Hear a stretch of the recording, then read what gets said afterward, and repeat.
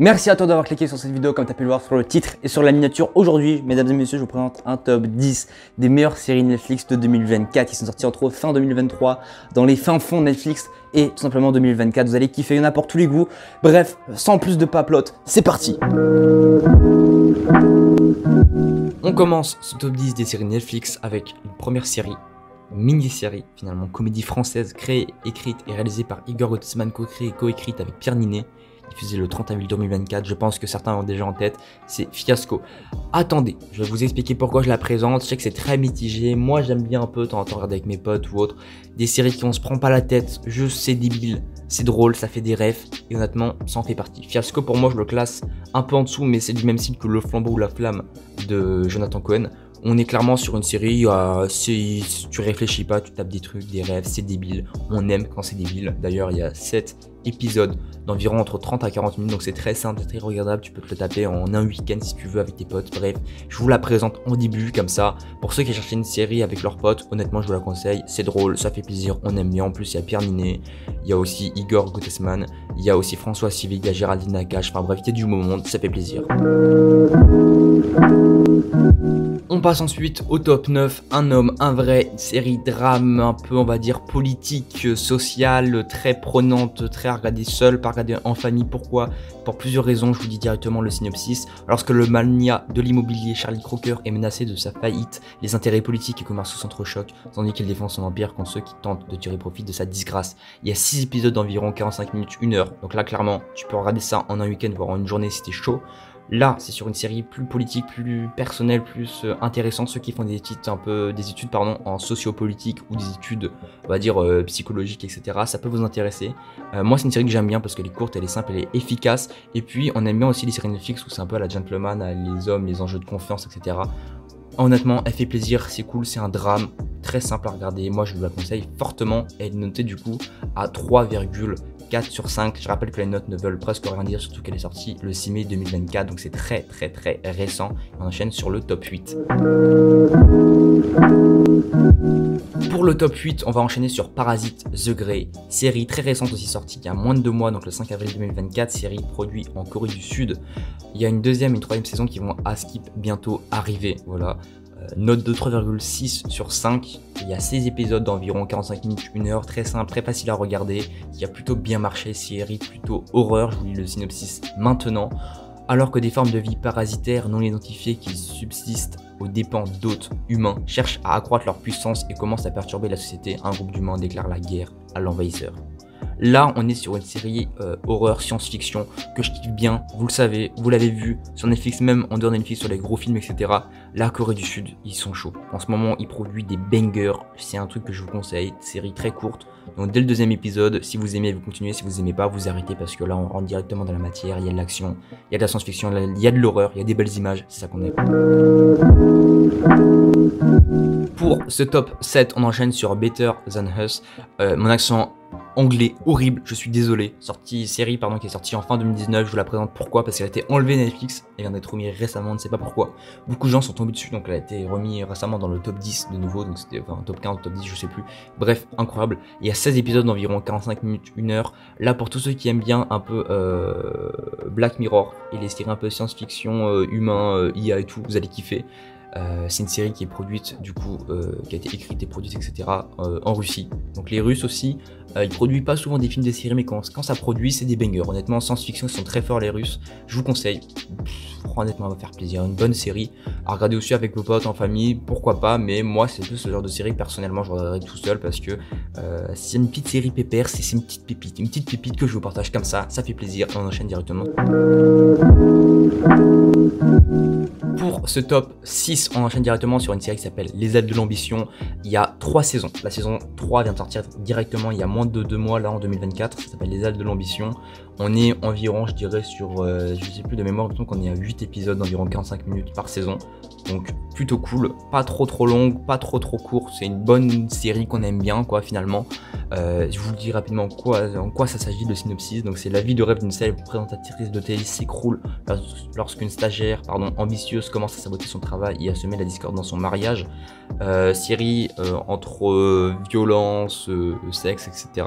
Un peu entre guillemets pouvoir et semi-superficiel, un peu comme Elite ou des choses comme ça.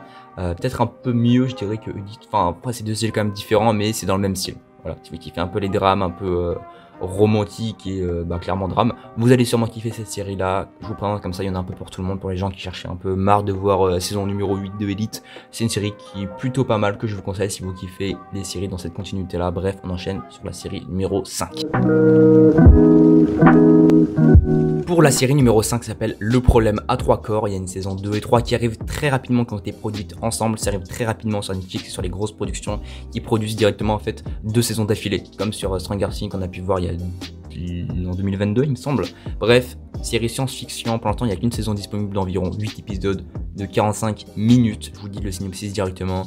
Une décision prise dans la Chine des années 1960 se répercute par-delà l'espace et le temps. Des scientifiques du présent doivent alors affronter la pire menace de l'humanité. Je vous en dis pas plus, je kiffe. Voilà. Note de 3,9 sur 5, donc une plutôt très bonne note. Là on va rentrer dans les notes de 4, voire un peu plus de 4. Je vous la conseille, elle est incroyable. Série États-Unis, donc avec plutôt un bon budget. Très cool, très cool, qui est sorti il y a moins de 3 mois, donc pourquoi ils produisent déjà, je vous dis, une saison 2, une saison 3, c'est que ça a bien marché. En tout cas au niveau critique, au niveau box-office, il me semble que ça a quand même bien marché, mais sans plus.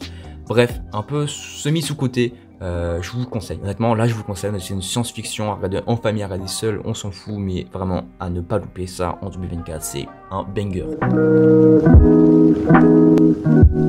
On enchaîne sur ce top 4. Alors là, c'est une série familiale pour enfants. Si vous avez des petits cousins, des enfants, à regarder une série qui est cool, qui fait rigoler, qui est familiale, qui est aventure, je vous conseille tout simplement, on a pu le voir sur le petit jingle au début, c'est Suite tous. Wow, mon accent anglais est horrible.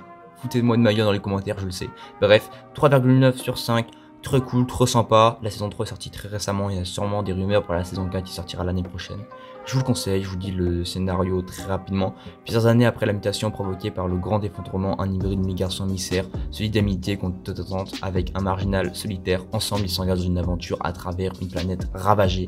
Très cool, très simple, franchement, pas de prise de tête à regarder en famille. C'est cool, c'est aventure, c'est action, je vous conseille fortement. Comme dit, là c'est vraiment 100% famille à regarder avec des petits cousins, des enfants. C'est très facilement regardable et je vous la mets dans ce top 10 comme ça, il y en a pour tout le monde.